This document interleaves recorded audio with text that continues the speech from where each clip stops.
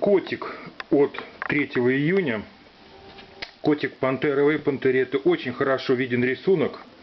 Вот, уже и сейчас виден рисунок и на фото, и сейчас вот здесь вот на видео виден хорошо рисунок. Спокойный толстый котик, тяжеленький, крупненький, с большими лапами. Как и девочка пантерета, носитель голубого, мать голубая. Вот, значит, спокойный, очень такой не пискливый. Кстати, весь помет абсолютно не визглявый, совершенно спокойные дети. Вот, вот такой вот небольшой такой черный медведик.